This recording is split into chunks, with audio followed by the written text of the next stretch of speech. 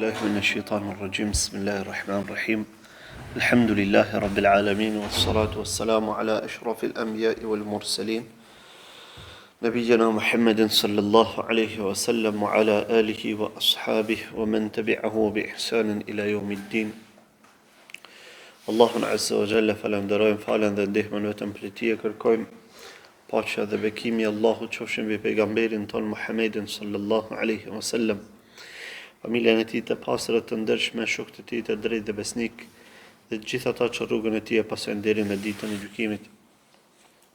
Të dashur vëllezër, jemi falendërues Allahut azza wa jall që na ka udhëzuar në Islam, pastaj na ka bërë ndjekës të sunetit të pejgamberit sallallahu alaihi wasallam dhe na ka çortësuar rrugën e drejtë dhe na ka mundsuar ta ndjekim atë rrugën e sahabëve, rrugën e brezave të mirë, brezave të cilët i ka lavdua Allah azza wa jall nëpërmjet gjuhës së pejgamberit sallallahu alaihi wasallam, dhe na ka bërë të qartë dhe të ditur se nuk ka shpëtim pa ndjekjen e rrugës së tyre. Dhe çdo kush që ndjek rrugë tjetër, atëherë siç ka thënë Allah azza wa jall, nuwallihi ma tawalla wa nuslihi jahannam, atij ja japëm atë çka ai po kërkon dhe pastaj e zhytëm në xhehenem. Të dashur vëllezër, në takimet e kaluara kemi folur për haxhin lam të mirës të pejgamberit sallallahu alaihi wasallam, prej cilave ngjarje marrim mësime të shumta, dhe të njëjtën kohë e mësojmë vetë ibadetin dhe ritin e haxhit, një ibadet ky i rëndësishëm shumë, një ibadet ky i madhërishëm dhe madhështor, ku me urdhrin e Allahut azza wa jall muslimanët të cilët i kanë mundësitë, i plotësojnë kushtet financiare dhe fizike dhe shëndetësore, të bohen në vendin e shenjtë vetëm për të adhuruar Allahun azza wa jall dhe për ta çuar në vend fjalën e Tij. Ibadet ky i cili në momentin që pranohet tek Allahu azza wa jall ja fshin mëkatet të robit prej ditës që ka lind, pra kthehet sikurse në ditën që ka lind i pa mëkate.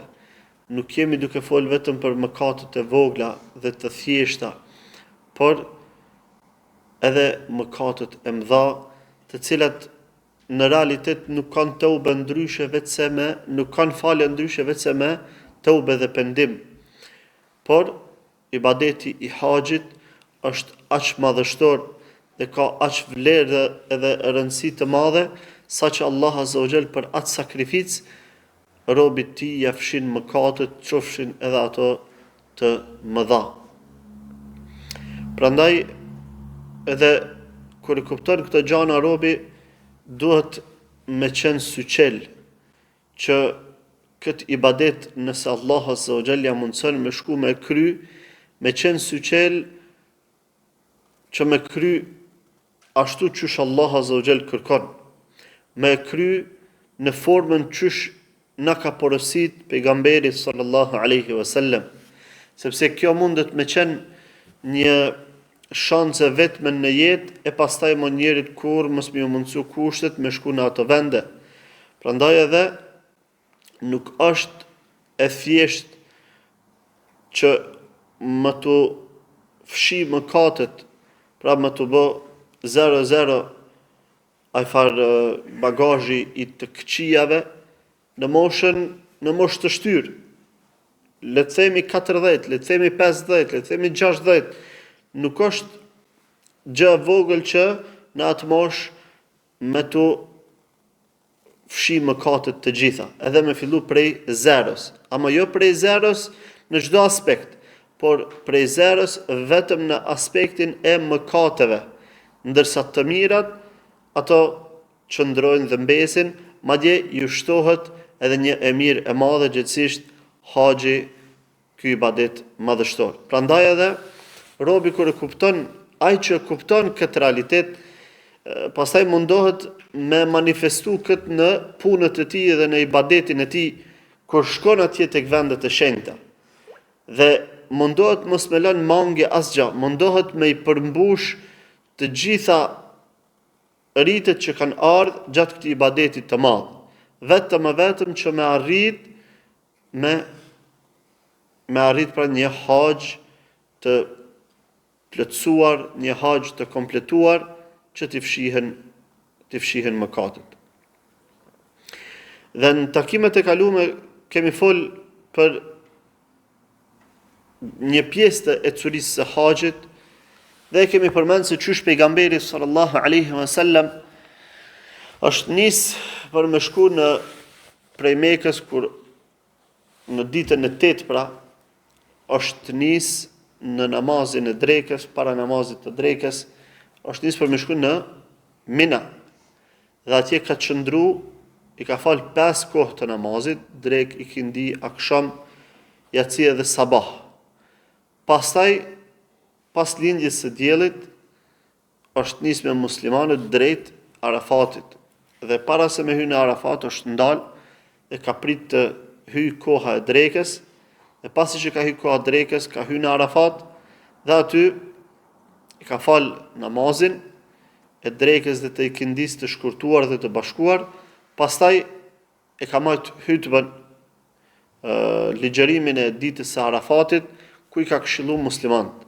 Dhe pas hutbës ka qëndru pejgamberi sallallahu alaihi wasallam në Arafat deri në perëndim të diellit. Edhe aty ka bë dua dhe lutje. Pastaj e kemi përmend edhe atë rastin atij personit që ka ndodhur një incident dhe ka vdek dhe pejgamberi sallallahu alaihi wasallam ka urdhëruar që trupi i tij kur të qefinoset të mos i mbulohet koka dhe fytyra dhe të mos i vendoset parfum sikurse çysh veprohet me të vdekurit e tjerë. Deri këtu pra kemi arrit në takimin e fundit. Pas kësaj, pasi që perëndoi dielli i ditës së Arafatit, pejgamberi sallallahu alaihi wasallam, pasi që do thot perëndoi dielli komplet dhe u largu disku i diellit dhe u largu ajo farë ndriçimi i kuqremt që mbetet në qiell, pejgamberi sallallahu alaihi wasallam u nis së bashku me muslimanët për të shku drejt vendit të quajtur Muzdalifa. Drejt vendit të quajtur Muzdalifa, i cili është diku 6 kilometra prej Arafatit. Dhe gjatë kësaj rruge ka qenë duke bë telbia, ashtu që përshkruan Usama ibn Zeid radhiyallahu ta'ala anhu. Dhe thot este pejgamberi sallallahu alaihi wasallam drejt Muzdalifës me qetësi dhe e kishkap frenin e devës së tij paksa të shtrënguar. Thot e majke pak të frenuar devën, saqë koka thot i shkojke pak mbrapa. Dhe ju drejto ke njerëzve, ruwejden ejuhën nas, me nga dal o njerëz, alejkum bis sakinati fa innal birra laysa bil ida'. Nga dal o njerëz, po ju porosis që të jeni të qetë, sepse mirësia nuk është në ngutje. Pra kjo është një këshill për pejgamberit sallallahu alaihi wasallam që gjatë këtij ibadeti të mos nguteshin për shkak se numri i njerëzve ish i madh dhe her pas here kur e kuptonte pejgamberi sallallahu alaihi wasallam që njerëzit janë t'u gut, e çojke dorën dhe me atë fakt kamxhikun ose thuprën që ka pas, ja bojke me shenjë njerëzve që ka dalë mos u ngutni, pastaj këshilloi edhe me fjalë. Dhe përmendi që fa innal birra laysa bil ida'. Mirësia nuk kërkon nguti edhe nxitim, por mirësia qëndron në as-sakina, pra në qetësi edhe në gjendje komode.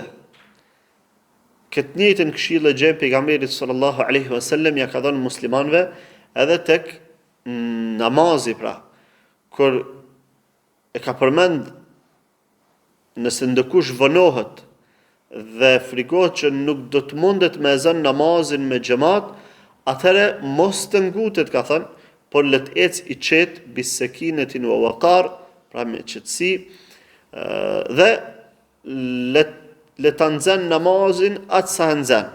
Pjesa tjetër që i humb çohet edhe plotson pasi që imami të jep selam. Pra këtë gjejmë në këshilla të ndryshme të pejgamberit sallallahu alaihi wasallam, dhe kjo duhet me qenë gjendja e muslimanit përgjithsisht, domethënë në jetën e tij, me qenë i qetë, jo me qenë me bë lëvizje të panevojshme, jo me pas nguti, jo me pas nxitim të panevojshëm, por me qenë i qetë.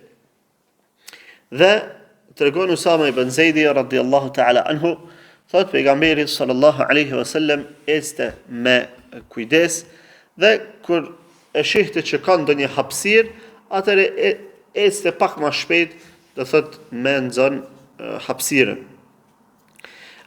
Dhe kur arrinte, do thot të ndonjë kodrinë e vogël me rër, atëre ja lironte pak devës kopreshin që me pas ma le deveja mund gjit të atë pjetës. Thot Usama ibn Zeidi radhiyallahu ta'ala anhu, kur arriti pejgamberi sallallahu alaihi wasallam tek shtigjet e ngushta mes dy kodrave, aty thot unal dhe zbriti për ta kryer nevojën, dhe pastaj mori një abdes të lehtë me ujë të Zemzemit. Një abdes të lehtë që do thot se i lau gjymtyrt një nga një. Do thot jo nga 3 herë, por nga 1 herë.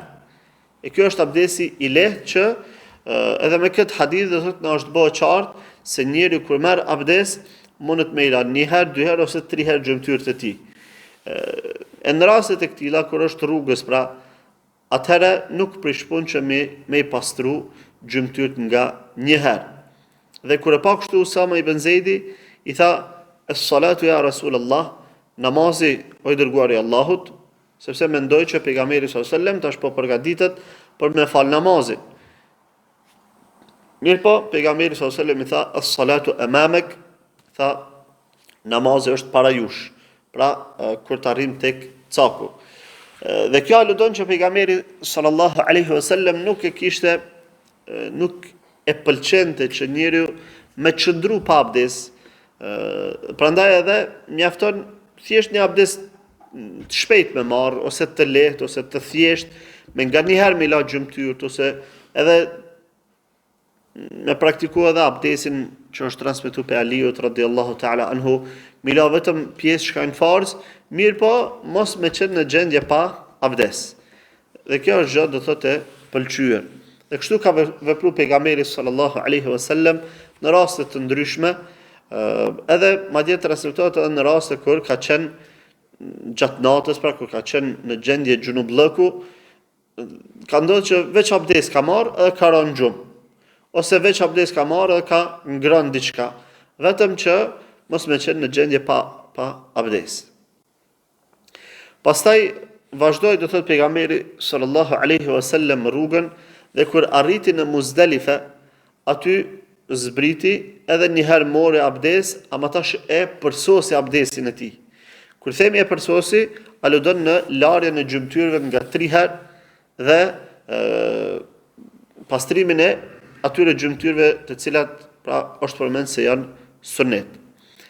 Pastaj e urdhëroi muezinin që ta thras ezanin, dhe pastaj u thirr ikameti dhe fali pejgamberi sallallahu alaihi wasallam në Muzdalife namazin e akshamit. Para se njerëzit të zbresin ato afshin e tyre që kishin me veti, do thot furnizime të ndryshme, çantat e kështu me radhë. Dhe pasi e përfundoi namazin e akshamit, para se me thirr ikametin për namaz të ikindis, namaz të yacis, njerëzit i zbritën, do thot furnizimet e tyre dhe barrat e tyre që i kishin në përkafsh. Pastaj u thirr ikameti edhe e falën namazin e yacis të shkurtuar 2 rekate.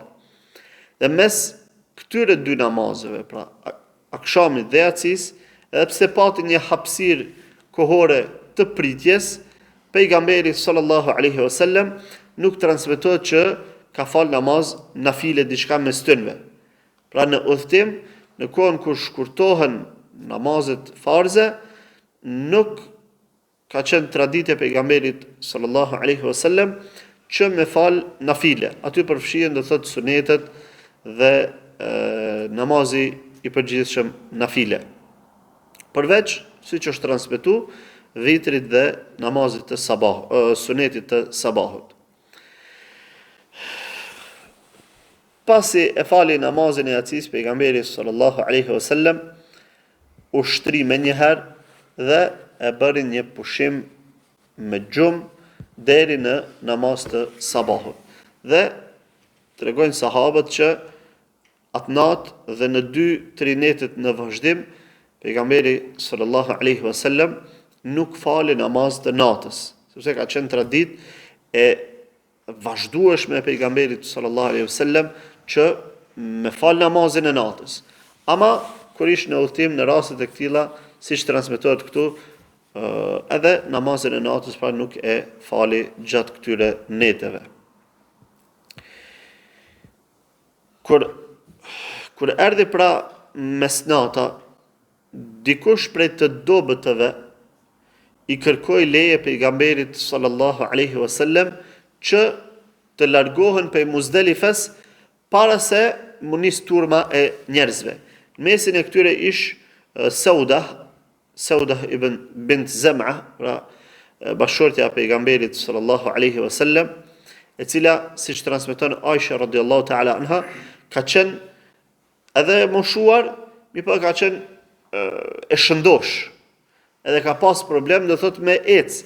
Prandaj edhe i ka kërku leje pejgamberit sallallahu alaihi wasallam që mu nis më herët, mos me prit turmën e madhe të njerëzve, sepse atëherë do të bëhet do thot kallabllok dhe nziham, pra dhe do të ketë ngushtin mesin e njerëzve. Prandaj e kërkoi leje pejgamberit sallallahu alaihi wasallam me u largu. Dhe pejgamberi alaihi salam ju dha leje, pra kjo ndodhi pas mesnatës, pasi që do thot hana veç perëndoi. Dhe i porositi që mos me i gjuajt gurët në gjamra, kur të arrin tek vendi i gjuajtjes së gurëve, mos me i gjujt gurët pa lind dielli. U ka leju do thot me u largu prej Muzdelifes para namazit të sabahut, ama atje mos me gjujt gurët para se me lind dielli. Thot Aisha radhiyallahu ta'ala anha, ndërsa ne thot qëndruam me pejgamberin sallallahu alaihi wasallam, pritim që të largoheshim bashkë me ta, mirë po thot pastaj i rash pishmon qysh si kërkova edhe unë leje pejgamberit sallallahu alaihi wasallam, sikur se që i kërkoj Sauda radhiyallahu ta'ala anha. Edhe Ibn Abbas tregon që thot edhe unë kam qenë në mesin e atyre që pejgamberi sallallahu alaihi wasallam na ka dhënë leje me u largu prej Muzdelifes më herët, për shkak se Ibn Abbas ka qenë i ri, ka qenë fëmijë, do thotë në moshë të fëmirisë, dhe për kategoritë e këtilla, pra njerëzit e shtyrë në moshë, njerëzit e sëmur dhe fëmijët, është leju që të largohen prej Muzdelifes gjatë natës, ama jo para mesnatës. Kjo do më thënë duhet me qenë e qartë se mos qëndrimi në Muzdelife deri në mesnat është shkelje e vajibateve të haxhit, do më thënë obligimeve të haxhit. Dhe si e këtil, nëse dikush e lën buajtjen në Muzdelife deri në mesnat, atëherë i obligohet të therr një kurban. Obligohet me therr një kurban në Mekë dhe mishi i saj duhet të shpërndahet në mesin e fukarave të Mekës. Kjo është si shpagim për shkeljen e një vaxhibi të haxhit. E dikush që rrin do thot deri në mesnat dhe largohet pas mesnatës, nëse është për atyre, pra që thamë se ka arsyetim, atë nuk prish puna asgjë për ta. Ndërsa nëse është për atyre që do thot nuk kanë arsyetim, ata vetë se kanë shkel do thot një sunet të pejgamberit sallallahu alaihi wasallam, e sunetet nuk janë bërë për mu shkel, por janë bërë për mu praktiku. Andaj pejgamberi sallallahu alaihi wasallam ka thënë: "Khudhu anni manasikakum", mësojeni prej meje ritualet e juaja të haxhit. Thot Ibn Abbas radhiyallahu ta'ala anhu, thot unë kam qenë së bashku me disa djelmosha të ripra të familjes Banu Abdul Muttalib, në të hipur në disa deve të vogla tonat, dhe pejgamberi sallallahu alaihi wasallam u afru edhe marrehi dhe thot kamën, edhe tha: "Ubejnije, o djelmoshët e ri, ose o djemë të mi, la tërmul gjemrata hatta tatlu ash-shams", mos i gjuni gurt do më thënë në gjemra pa lind djeli. Pa këtë përësi, ja dha edhe Ibn Abbasit me djelmoshët e tjerë që ishin bashkë me ta, që mos të gjuhën gurt para lindjes së diellit. Pse po i përmendim këta, do thot po i theksojmë në këtë mënyrë, për faktin se shpesh ndodh që organizuesit e haxhit të jenë neglizhent në këtë punë, dhe për shkak të përtacisë disa tjerë gjëra, se për shkak të menaxhimit të mirë e tjera, i neglizhojnë këto gjëra. Dhe ndodh që nuk i mbajnë haxhit në Muzdelife. Nuk i mbajnë haxhit në Muzdelife, mi po pej Arafatit me autobusa veç kalojnë nëpër Muzdelife, edhe mrin në Mina hala para mesnatës. Hala pa hyrë mesnata, mrin në Mina. Dikush prej tyre arsyetohet se kena cmut, kena pleq, kena mirë, po pastaj nuk e bëjnë ndarjen e pleqve edhe të atyre që munden me qëndru. Mirë, po gjithë i çojnë me autobus në Mina para mesnatës. Dhe pastaj nuk i tregojnë, do thotë që duhet me prek kurban sepse kjo ka shkelje. Dhe nuk tregojnë që është suneti pejgamberit sallallahu alaihi wasallam me qëndru aty. Pastaj ka raste kur edhe i nxitojnë me shku në xhamarat pra, me shku më herët, dhe ende palin dielli i gjujnë gurt aty, edhe me njëherë do thot ikin drejt hoteleve, që sa më shpejt do thot gjoja se me u liru pe ihramave dhe me i hek ngarkesat e haxhit, dhe me zonë atje do më thënë tavafin në Qabe kur është shlirë. Këto gjitha kontribojnë në komoditetin e njerëzve, mirë po haxhi nuk është punë komoditeti. Haxhi është, çuçi ka përmend pejgamberi sallallahu alaihi wasallam për gratë, ka thënë kjo është xhihadi juaj. Thotë se bëhet, ka mundime në të, ka sakrificë në të, ka lodhje, dhe ata të cilët nuk janë të kategorisë së mur dhe plesh të shtyrë në mosh, ata nuk arsyetohen me i braktis këto me justifikimin që po shkojmë më herët se tani bëhet kallabllok, po shkojmë më herët se tani do thot nuk mundna me mri me kohë në hotel e tjera, do thot arsyetime të ndryshme. Prandaj kushdo që i bjen me shku do thot në haxh, le ta ketë këtë parasysh që qëndrimi në Muzdelife për njeriu e shëndoshë që ka fuqi është obligim deri në mesnat, e pastaj është sunet deri në, do më thënë, afër lindjes së diellit. Dhe nuk gjuhën gurt para lindjes së diellit në xhamarat. Pra, këtë po e theksoj që me pas parasysh kushdo që shkon në ato vende dhe mos më ra në kurthën e neglizhentëve dhe atyre që në realitet do thot feja ju ka mbetë si një copë holl e teshës. Pas kësaj, kur erdhi namazi sabahut, pejgamberi sallallahu alaihi wasallam, pra kur lindi agimi, u fali njerëzve namazin e sabahut herët. A kjo do të me pas parasysh.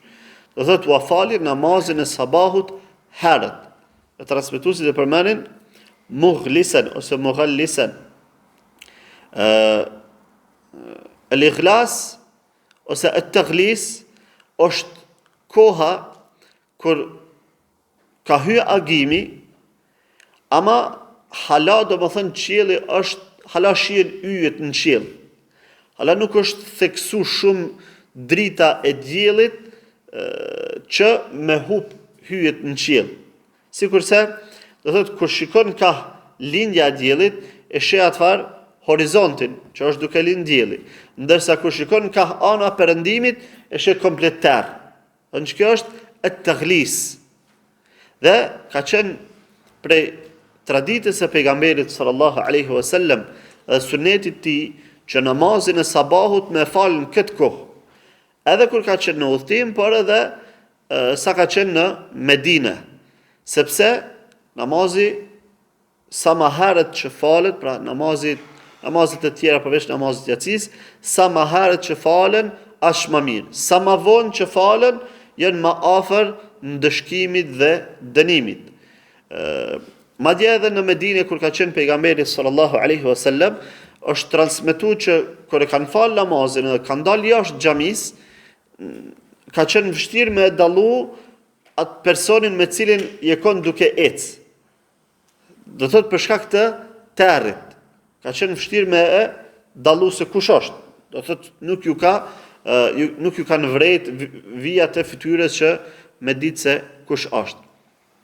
E kjo është suneti pejgamberit sallallahu alaihi wasallam, përkundër atyre do thotë që e neglizhojnë çështjen e namazit dhe namazi nuk ka vlerë të madhe në zemrat e tyre dhe e shtyr namazin e sabahut deri afër lindjes së diellit. Disa e thirrin ezanin gjysore para lindjes së diellit, e pastaj presin pak, tani e falin sabahun, do thotë hyn në kohën kur realisht nuk është e udhës të shtyhet namazi deri në atë kohë. Dhe është koha kur zakonisht që ka ardhur në përshkrimet e haditheve, ajo është traditë munafikëve që me shty namazin deri afër përfundimit të kohës. Dhe kjo i bën do thotë formë e neglizhimit të namazit. Mirë po, namazi sabahut do të falet sa më herët agimit, lindjes së agimit. Dhe e fali pra pejgamberi sallallahu alaihi wasallam namazin e sabahut herët, pastaj hypi në devën e tij në Kaswa dhe ashtu në atë formë pra qëndroi duke lutur Allahun azza wa jall, duke bërë tekbir, duke bërë tehlil, derisa filloi të zdritet pak. Hala pa lind dielli, ama më u zdrit pak. Dhe pak para lindjes së diellit, pejgamberi sallallahu alaihi wasallam u nis prej Muzdelifes për me shku drejt Minas. Në çastet e fundit para se munis, pejgamberi sallallahu alaihi wasallam ju drejtu pra njerëzve dhe ju tha: "Waqaftu ha huna wal Muzdelifatu kulluha mawqif warfa'u an batn muhassir." Tha, on jam ndal këtu, ndërsa komplet territori Muzdelifes është vend ndalje, ku lejohet me ndal. Përveç luginës Muhassir. Përveç luginës Muhassir, e cila pra ka qenë ajo farë pjesa, arsyeja pra pse pejgamberi sallallahu alaihi wasallam nuk e ka preferuar me qëndru në atë vend, dhe kur ka kalu aty pari, ka ecë me shpejtësi, është ngut, ka qenë arsyeja se në atë vend ka zbrit dënimi i Allahut azza wa jall mbi ushtrinë e Ebrehes. Aty ka qenë vendi, domethënë ku elefanti është ndal, elefanti që transmetohet se ka pasur Mahmud është ndal dhe nuk ka vazhduar rrugën më tutje. Dhe aty pastaj ka ra ndëshkimi i Allahut azza wa jall. E ka qenë traditë e pejgamberit sallallahu alaihi wasallam që vendet ku ka zbrit ndëshkimi mos me qëndru, edhe kur të kalon njëri aty pari me u largu, sikurse që ka ndodhur do thotë edhe në raste të tjera, do thotë që e kena përmend edhe në luftën e Hunenit, në luftën e Tebukut, ku ka kalu pejgamberi sallallahu alaihi wasallam në përvende të tilla, e ka mbulu kokën dhe ka ecë me shpejtësi. Transmetohet që gjatë këtyre qasteve, i ka ardhur pejgamberit sallallahu alaihi wasallam një person me emrin Urwa ibn Mudarris at-Tai, i cili domethënë ka qenë nga vendi Tai, dhe i ka thënë ja Rasulullah, pra ka thënë në Muzdalife, ka thënë ja Rasulullah, jitu min jabalay Tai, kom ardh prej dy kotrave të Tajit. Aklaltu matiyati wa at'abtu nafsi, e kum lodh veten edhe devën time. Wallahi ma taraktu min hablin illa waqaftu alayh, fa hal li min hajj. Në pasha Allahun, s'kum lën kodër pa u nal tek ajo, pa qëndru mbi ta. Andaj, a kom unë hajj? Pra ky ka qenë një prej njerëzve që është vonu, ka arrit me vones tek pejgamberi sallallahu alaihi wasallam. Dhe kur ka ardhur, veç që ka gjetë pejgamberi sallallahu alaihi wasallam në Muzdalife. Prandaj edhe ka pyet këtë pyetje. Ka thënë se unë jam nis pej atyre dy kodrave të taj, prej vendlidjes vet, dhe pastaj çdo kodër që ka pa, unal, ka qëndru pak. Një kodër, unal, ka qëndru pak. Një kodër, unal, ka qëndru pak. Nga frika se mos ndoshta nuk po i bjen me qëndru në Arafat që shduhet. Dhe e ka pyet pejgamberin sallallahu alaihi wasallam që në bazë të këtij veprimit a kam hajj apo jo. Dhe pejgamberi sallallahu alaihi wasallam i është përgjigj, ka thënë men shahida ma'ana hadhihi as-salata. Ai që ka marr pjesë së bashku me ne në këtë namaz, pra në namazin e sabahut në Muzdalife. Wa waqafa ma'ana hatta nadfa, dhe ka qëndru me ne derisa të largohemi. Wa qad waqafa bi Arafat qabla dhalika laylan aw naharan, dhe ka qëndru në Arafat para kësaj, qoftë gjatë ditës apo natës, në ndonjë pjesë të ditës apo natës, faqad tamma hajjuhu wa qada tafathahu. Të tillit i është kompletu haxhi dhe e ka kry ritualin e tij. Pra, këtu pejgamberi sallallahu alaihi wasallam i ka përmend 3 sene. Çfarë thot? Men shahida ma'ana hadhihi as-salata. Kush merr pjesë së bashku me ne në këtë namaz. Pra është të fol për suaza normale pejgamberit sallallahu alaihi wasallam. Për suaza normale për njerëz që nuk kanë justifikime. Sikur se të smurit ose domethënë njerëzit e moshuar. Ata të cilët marrin pjesë në këtë namaz dhe tjetra nuk largohen, qëndrojnë me ne derisa të largohemi. Çfarë do të thonë se ata të cilët largohen prej Muzdalifes gjatë natës pra, dhe nuk kanë arsyetim, atëherë haxhi i tyre është i mangët. Se ata që largohen gjatë natës, i bjen që sabahun nuk e nxojnë në Muzdalife. E po thot pjesa e dytë wa waqafa ma'ana hatta nadfa. Dhe qëndron, do thot me ne derisa ne të largohemi. Pra, qëndron aty deri kur? Deri afër kur fillon pak Muzdrit. Edhe para kësaj thot ka qëndruar në Arafat, atëherë ai i ka kompletu, do thot kushtet e haxhit. Kjo, pra si që përmendëm, do thot kushti kryesor që kemi përmendur herën e kaluar, kushti kryesor i haxhit është qëndrimi në Arafat. Momentin që plotson kët, atëherë e ka plotsu kushtin kryesor të haxhit. Shkeljet e tjera që ndodhin mos qëndrimi, do thot në Muzdalife, mos qëndrimi pasaj që kemi përmendur në Mina, ato e lënë të mangët haxhin, mirë po plotësohet me shpagim, sikurse që është thërrja e ndonjë kurbani.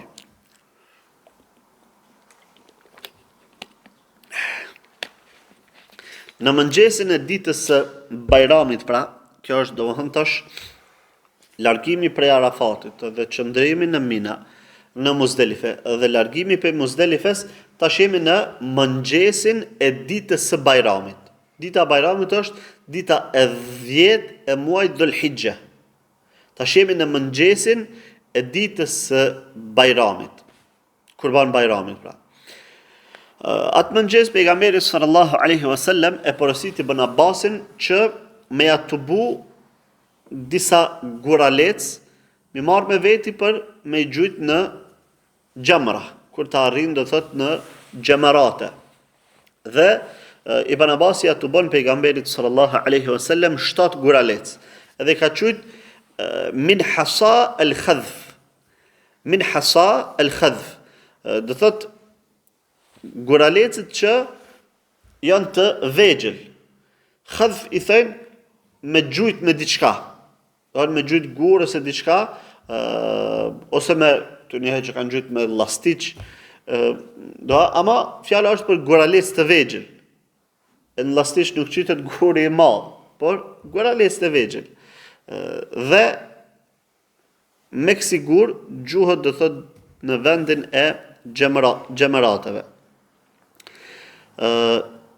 Kur i mori pejgamberi sallallahu alaihi wasallam këta gur në dorën e tij, i tha Ibn Abbasit, tha naam bi amthali haula, tha po, bashkë me që sigur. Wa iyyakum wal ghuluwa fi ad-din, fa inma ahlaka man kana qablakum al ghuluw fi ad-din. Tha dhe kini kujdes mos e teproni në fe, sepse ata që kanë qenë para jush janë shkatëruar nga teprimi në fe. Para mendoj të thotë pejgamberi sallallahu alaihi wasallam po përmend teprimin në fe ku në çfarë rasti të një mesele shumë e thjeshtë, të një mesele shumë e vogël. Hën tubimi i gurve që gjuhen në gjemerat, të madhësia atyre. Kur ja ka pru Ibn Abbasi ka thënë, po, çështu duhet me qenë, edhe mos e teproni në fe. Pse ka thënë kështu? Sepse gjejmë në kohë të sotit pastaj njerëz të cilët mendojnë se ndoshta sa më shumë që gjun gur aty, ç'është më mirë është. Ose gur sa më të mëdha që gjun aty te xhamaratët, ç'është më mirë është se e myt shejtanin atje poshtë. Ka ndodhur pa njerëz që me kpuc ka gjujt aty poshtë. Ka gjujt me kpuc poshtë ose me ku e di në papuça, në karrika diçka që edhe i jep zor aty thosh se është të myt dikon. Ajo është ibadet që kryet çysh e ka kryer pejgamberi sallallahu alaihi wasallam. Ka thënë me marr guralec, do të me marr guralec. Ka thënë me marr 7, do të me marr 7. Nuk ka nevojë domethënë njeriu me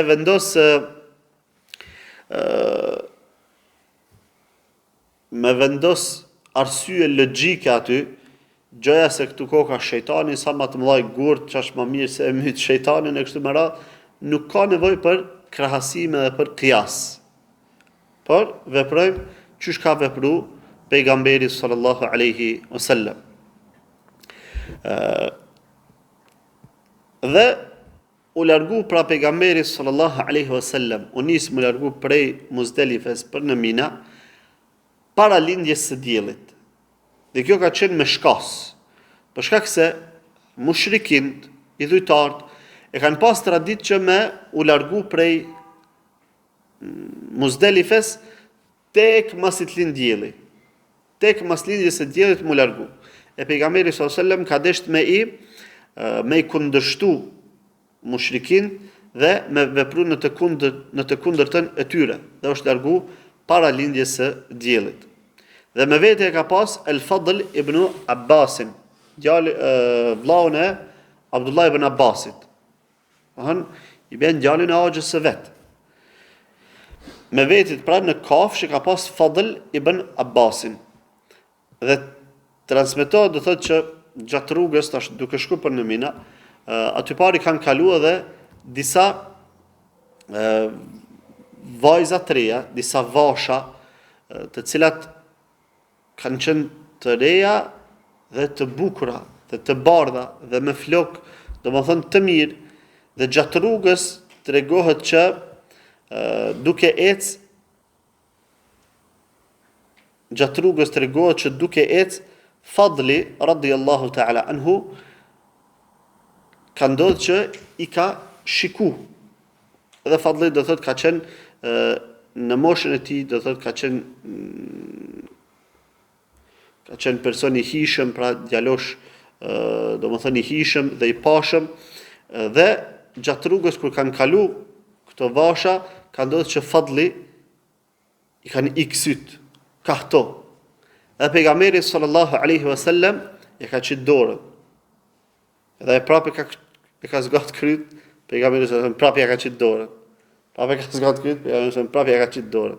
Domethënë fadli ka qenë i ri në atë kohë, dhe derisa e kanë vazhduar domethënë rrugën matutje deri kur kanë arrit në Wadi ose në Batn Muhassir. Gjatë rrugës i ka ardhur një person pejgamberit sallallahu alaihi wasallam, edhe ka pyet për nanën e vet. I ka thënë ja Rasulullah, ose me një transmetim tjetër përmendet për babën e vet. Ka thënë ja Rasulullah, inna ummi ajuzun kabira. E kam nanën të plak, të shtyrë në moshë shumë.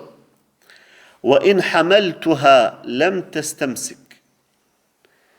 Sikur tentoj me marr me vete në deve, s'munët me najt.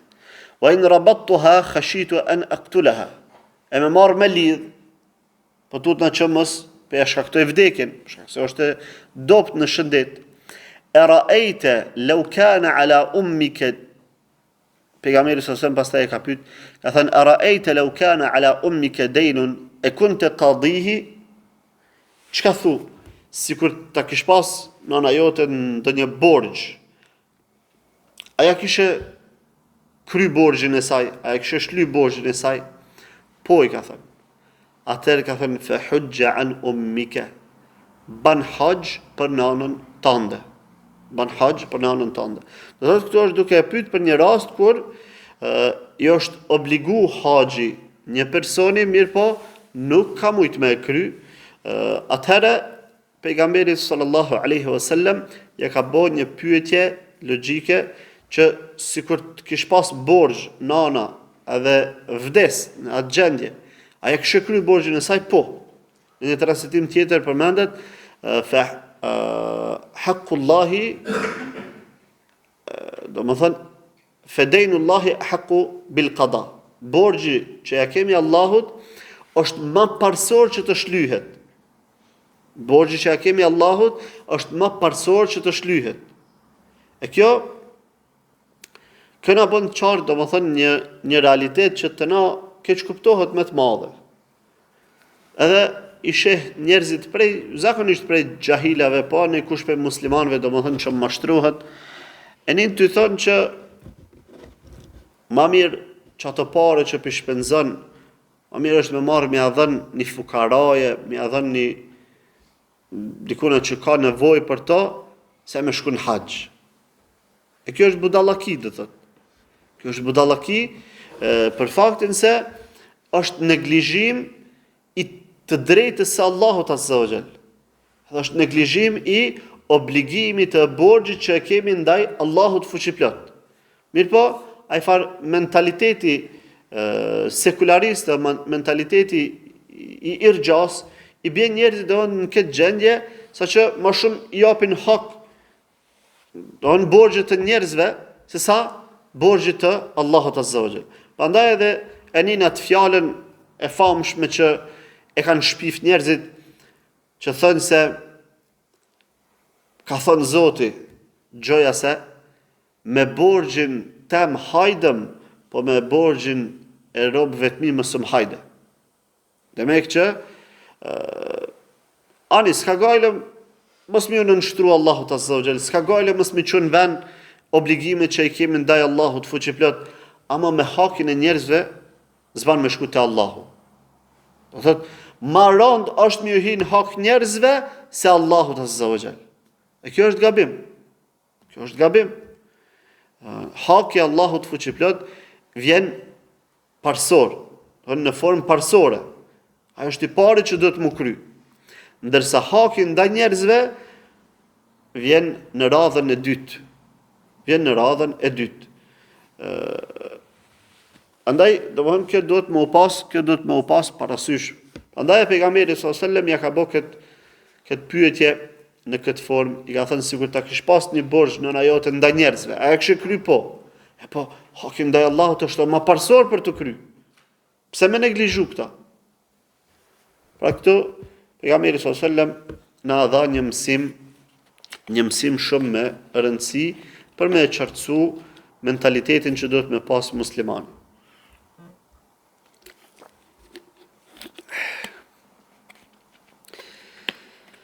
Pastaj përmendet do thotë që edhe gjatë kësaj rruge pejgamberi sallallahu alaihi wasallam e mbante domethënë çat tempo të mëhershme, ecte ngadal me qetësi, aty ku gjente hapësirë e ngute pak delen, devën. Dhe kështu gjatë rrugës kur arritën do thotë në luginën Muhassir, i porositi pejgamberit sallallahu alaihi wasallam ja u përkujtoi njerëzve dhe tha aleikum bihasal khadfi alladhi yurma bihi al-jamra. A mos i harroni me i marrë me veti guralecet me të cilët keni me gjujt në xhamra. Dhe po ashtu sërish ua kujtoi që me qenë do thotë të kujdesshëm mos me ungut, tha li ta'khudh ummati man sakaha, le ta mësoj ummeti im ritin e haxhit që do të më kry. Fa inni la adri la'alli la alqakum ba'da 'amihim hadha, la alqahum ba'da 'amihim hadha. Ta sepse unë nuk e di që mas këtij viti a ka me i taku ummetin tim apo jo. Dhe i porositi që kjo është ndoshta hera fundi që ju jeni duke e pa se çu shkryhet haxhi. Jeni të e pa drejt për drejt me pejgamberit sallallahu alaihi wasallam. Prandaj edhe mundohet që me i porosit do thot në çdo sa qoftë i vogël apo i madh, me i porosit çush duhet me e kry ashtu çush ka kërkuar Allahu azza wa jall. Dhe vazhdoi pejgamberi sallallahu alaihi wasallam rrugën e tij duke bërë talbia deri në Jamarat. Pra tregon edhe Ibn Abbasi, edhe Usama ibn Zeidi, që Ibn Abbasi do të ka shoqëruar pejgamberin realisht Usama ibn Zeidi ka shoqëruar pejgamberin sallallahu alaihi wasallam prej Arafatit deri në Muzdelife, janë kanë të hypën me një deve, edhe pe Muzdelifes pastaj deri në Mina e ka shoqëruar Fadli, vllai Ibn Abbasit radhiyallahu ta'ala anhuma, dhe thotë se të dy kanë dëshmu, edhe Usama ibn Zeidi, edhe Fadli ibn Abbas, dhe kanë dëshmu që pejgamberi sallallahu alaihi wasallam gjatë gjithë kësaj kohe, gjatë rrugës bante talbia. Labbaik Allahumma labbaik, labbaik la sharika lak. Do thot vazhdimisht kur u lshu pe Arafatit tek ne ka bë talbia. Derisa ka arrit në xhamrën e madhe, ku edhe aty duhet do thot me u gjujt gurt. Vendi ku gjuhën gurt i ka 3 stacione. Këtyre stacione, do të thonë, na pithojnë stacione, arabishën xhamra. Edhe këtyre 3-ave i thënë xhemerat. Ata që shkojnë haxh pastaj, ku ti thuhet te xhemeratët është fjala për vendin ku gjuhën gurt. Edhe ato janë 3 stacione, njëri mas tjetrit, duke u nis prej Minas ka Mekka. Stacioni i parë quhet Xhamra e vogël. Stacioni i dytë quhet Xhamra e mesme, dhe stacioni i tretë quhet Xhamra e madhe. Dhe në ditën e parë të Bajramit, gurt gjuhën në Xhamrën e madhe, e cila ndryshe edhe quhet Xhamratul Aqaba, Xhamra e Akabes. Në ditën e parë do thotë gurt gjuhën në Advent. Dhe të bohën njerëzit, është ajo farë pjesa, ta që kanë bo diku, do shta 3 kat për pjetë, dhe të bohën njerëzit të e vendi, është një farë hapësire ma në si grop, edhe i gjujnë dhe thot gurt në Advent. Dhe e përshkruajnë sahabët se pejgamberi sallallahu alaihi wasallam kur arriti te xhamreja, u vendos në pjesën e poshtme të xhamrës, i bën kur i ki xhamaratët përpara në anën e majt. Dhe u kthy kah xhamreja duke lënë çabën në anën e majt, ndërsa minën në anën e djathtë. Që i ka ra me pas 3 xhamaratët në këtë formë re. Dhe thot, bashkë me të ka qenë Bilal radiallahu ta'ala anhu edhe Usame ibn Zejdi, njëri e mante devën e pejgamberit sallallahu alaihi wasallam për kopreshi, edhe tjetri i bante hije pejgamberit sallallahu alaihi wasallam me një robë. Dhe ka qenë koha e paraditës, dhe pejgamberi sallallahu alaihi wasallam aty ka gjujt 7 guralec në xhamrën e madhe. Edhe për çdo guri që e ka gjujt, ka bot tekbir. Do të bismillah, Allahu akbar. Allahu akbar. Allahu akbar. Do të 7 herë. Edhe pasi që i ka gjujt, domethënë këto gur, ju ka thënë njerëzve li ta'khudhu manasikakum fa inni la adri la'alli la hujju ba'da hajjati hadhihi. Apet ja ka përsërit. Ka thënë mësoni mirë ritualin e haxhit, sepse ka mundësi që unë ndoshta mas këtij haxhi nuk do të arrij me bë haxh tjetër. Andaj shikoni mirë të gjithë se çka duhet me vepru.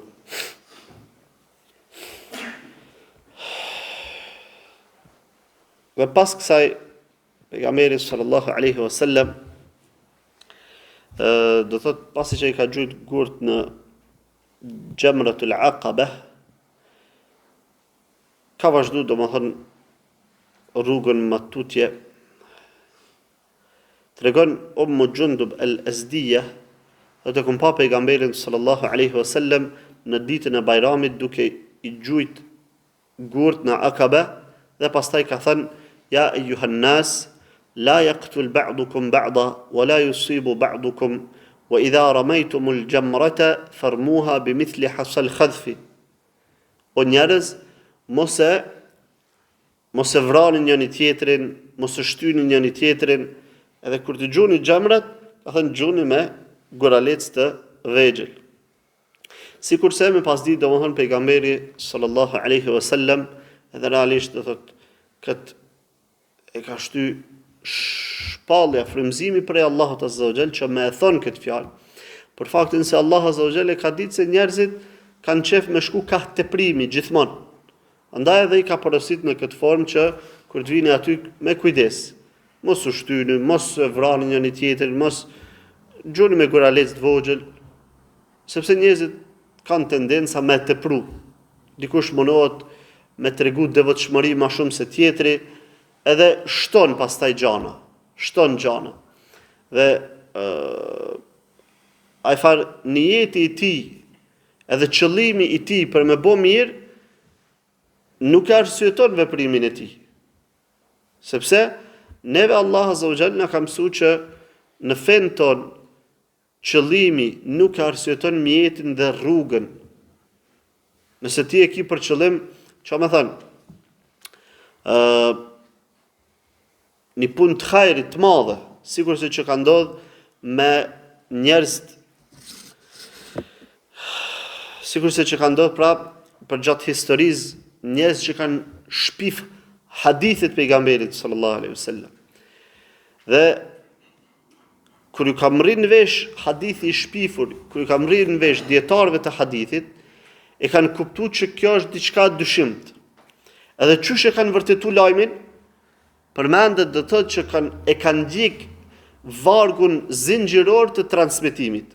Prandaj kush e kupton shkencat e hadithit, kush e mëson do thotë atë procedurën çush ka ardhur deri te themelimi edhe tubimi i haditheve, e kupton që as ditë sodit kompjuterët ma efikas nuk janë gjendje më dhënë informata më të sakta se sa metoda qysh dietarët e hadithit i kanë tubu hadithet. Sepse ka ndodhur për shembull kanë një hadith. për vlerën e leximit të surës Rahman. Dhe kur e ka nipej pej Abdullahut, ka thënë Abdullahut, pej kujt e ki dëgju ti qëtë hadith? Ka thënë, nuk më dëgju prej Ibrahimit. Edhe ky u çu ka shku e ka gjetë kush është çaj Ibrahimi. E ka thënë, qëtë hadith që ja ki thënë Abdullahut, pej kujt e ki dëgju ti? Ka thënë, unë e kom dëgju prej Ismail ibn Jakubit. Edhe e ka shku tash te Ismail ibn Jakubi. Ka thënë, qëtë hadith që ja ki transmetuar filot, pej kujt e ke dëgju? Aja ka tërgu njërin tjetër, derisa që shka ndodhë realisht, kur kam rritë tek personi fundit, ka thënë që të filon hadithi. Bile është një transmetim me Shu'ba ibn Hajjajin, rahimahullah, që ka pas një ndodhit këtil. Dhe kur më rrinë të ai fundit, ka bo ditë të tëra rrugë, pa u shqymir, pa u la, pa u pastru, pa u kreh, vetëm që me arrit në vërtetësinë e hadithit. E ku kam rrinë në fund, kër e ka pa a i zëtënia, ja ka thënë së të përgjish, në pa shku mu la, mu nërej që mu kreh. Se ka pa në gjendje të mjerushme. Edhe ka shku Shu'be, u pastru, la, u nërej që ku ka ardhë, ka thënë qëtë hadith që ja ki të regu filanit. Pe kuna ki dëgju, a i ka thënë se kom dëgju pe kërkujtjeq. Amo ka thënë këtë hadith e kom shpik prej vetës. Pse? Se ka thënë kom desht me i nëzit njerëzit mu kap ma shumë për librin e Allahut. Mi u dhonë vullnet njerëzve me lexu ma shumë Kur'an. E thëtë për që ato e kom shpik këtë hadith. Thëtë, një jeti i ti ka qenë shumë fisnik. Çka me bo? Mi kap njerëzit për librin e Allahut. A ka më mirë se kjo? S'ka. Mirë, për nëse kjo punë bëhet me mjetet të ndaluara, edhe me rrugën jo të lejuar, atëherë nuk përfiton kur gjo se vape. Se dikush thotë, apo na qëllimin e kena shumë të mirë, mas e kena një jetën e mirë, inshallah, ka më në shpërbly Zotu i shumë. Kush për të thotë? Të aspedin dhe më thënë, sa herë duhet me instalu muslimanve në krye, me ashtin në krye, me thënë që vepra i ka dy kushte. Një jetin edhe përputhjen me sunetin. Këto duhet me instalu një herë mirë. Nuk duhet me mashtru njëri vetën, me thënë, valla na kena një jetin e mirë për me bo davet. Qësh me bon që davet? Me bidate për s'ka gajle, kryesore e kena një jetë që mishti njerëzit në fetë Allahut. Edhe po pret që Allah më të shpërbly, apo? Ja, po, që shose një jetin e mirë. Po, sa herë duhet më të thonë që nuk pranohet kjo vepër të Allah Azza wa Jall, përderisa nuk i plotson këto dy kushte. Me pas një jetin e mirë e para, pra me qenë e sinqert për Allahun Azza wa Jall, edhe e dyta me qenë përputhje me sunetin. Momentin që se ka njënë për këtënve, mos prit më shpërbly për ato punë. Heq. Andaj, se plot njerëz pishojmë dohën duke bo gabime trashanike, gabime palidhje, veç pse, po menon që unë një jetin e mire kam. Unë po shkoj mu forcu ekonomikisht dhe tani këtë vi minimum muslimanve. E qysh forcosh ekonomikisht? Në për rrugë të ndalume. Sprit ashtu më të shpërblyj Allah Azza wa Jall. Këto do të me pas, do më thënë, të qartë. Prandaj, edhe do thot pejgamberi sallallahu alaihi wasallam pra i ka porosit muslimant. I ka porosit mënyrën çish duhet me e bo ibadetin. Momentin që del njeriu jashtë këtyre kufive, niyeti le të jetë sa do le të jetë i mirë, sa nuk përfiton. Po ato hadithet e fjalët e selefit që kanë thënë se ndoshta është një punë e vogël, me sa më kujtohet Fudail ibn Iyad më se ka thënë, ndoshta një punë e vogël, ama niyeti e rrit e bën shumë të madhe, edhe mundet me ndodhë që një punë shumë e madhe, po niyeti e zvoglon edhe ja hub vlerën. E kështu ai fjalë çka më bë? A pse që po thotë që niyeti për rrit ka punën e vogël? Po, është vërtet. Ama që e puna për cilën është duke fol ky, është punë brenda sunetit pejgamberit sallallahu alaihi wasallam. E jo për punë që janë jashtë sunetit pejgamberit sallallahu alaihi wasallam. Prandaj dohon kët duhet me pas të qartë musliman nëse dojnë me qenë të suksesshëm. Kur jenë në sunet, ashtu që e kanë përmend, do thotë ka përmend Imam Maliku rahimahullah, kur njeri është në sunet, edhe nëse bën punë të pakta, nuk prish punë. Kryesora i ka të pranuar. Amë kur je jashtë sunetit, atëherë bën punë të mëdha shumë, po nuk i ka të pranuar. Sikur ai që ka shku në kohën e pejgamberit sallallahu alaihi wasallam, edhe ka luftu ndaj armiqve, edhe paramenot do thotë, puna ati s'ka qenë diçka e vogël. Përkundrazi ka qenë e madhe shumë, se ka bo në një xhihad. E xhihadi është maja e fesë. E dyta, kur ka bo xhihad? Në kohën e pejgamberit sallallahu alaihi wasallam. E treta, me çfarë ushtrie? Me ushtrinë e sahabeve.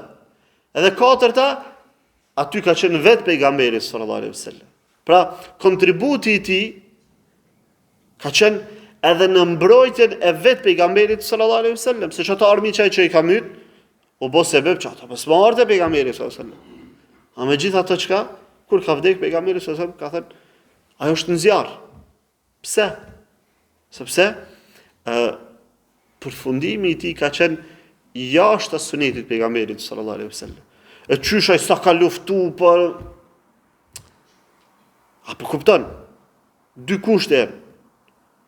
Edhe bën punë të mëdha shumë, kretë umetin musliman çliroje, si emra në sunetit 0-0. Prandaj domethënë duhet me pas kët parasysh që mos me rshit njëri. Edhe këtë pejgamberi sallallahu alaihi wasallam do thotë na ka sqaruar me fjalë të thjeshta, me një fjali shumë të shkurtër. Ka thënë men amila amalan laysa alayhi amruna fa huwa raddun. Transmeton Aisha radhiyallahu ta'ala anha. Kush e bën një punë e cila nuk është në përputhje me çështjen tonë, pra me sunetin e pejgamberit sallallahu alaihi wasallam, fa huwa radd. Ajo është refuzuar. Shumë e thjeshtë.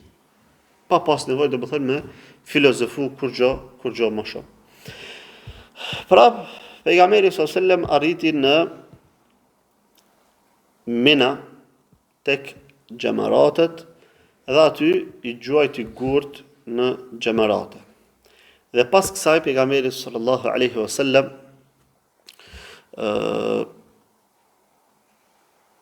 ja u majti njerëzve një fjalim për cilën me lejen e Allahut azza wa jall do të flasim në takimin e ardhshëm, për shkak se